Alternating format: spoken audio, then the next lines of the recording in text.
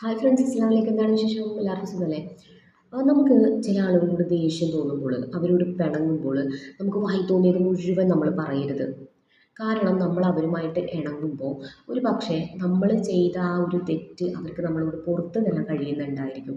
പക്ഷേ നമ്മൾ പറഞ്ഞ വാക്കുകൾ അതൊരിക്കലും അവർക്ക് മറക്കാൻ കഴിയില്ല.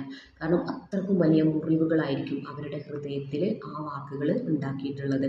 അപ്പോൾ നമ്മൾ ദേഷ്യം വരുമ്പോൾ നമ്മുടെ വായിൽ നിന്ന് വരുന്ന വാക്കുകൾ തീർച്ചയായിട്ടും നമ്മൾ നന്നായിട്ട് ശ്രദ്ധിക്കണം. ദേഷ്യം വരുമ്പോൾ മാത്രമല്ല കേട്ടോ, നമ്മൾ നല്ല രീതിയിൽ അവരോട് സംസാരിക്കുമ്പോൾ അവരെ മോശപ്പെട്ട രീതിയിൽ പറയുന്ന വാക്കുകൾ ഉണ്ടാവാം.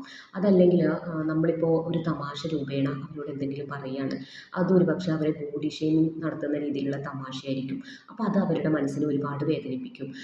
അതുപോലെ തന്നെ നമ്മളിപ്പോൾ അവരോട് ഒരു ആ, കാര്യം പറയുമ്പോൾ നമ്മുടെ എന്തെങ്കിലും ഒരു സീക്രട്ട് അവർ നമ്മളോട് ഷെയർ ചെയ്തിട്ടുണ്ടാവും. അപ്പോൾ നമുക്ക് ദേഷ്യം വരുന്ന സമയത്ത് നമ്മൾ എന്ത് ചെയ്യാണ്, ആ സീക്രട്ടുകളൊക്കെ എല്ലാവരോടും വിളിച്ച് പറയുക.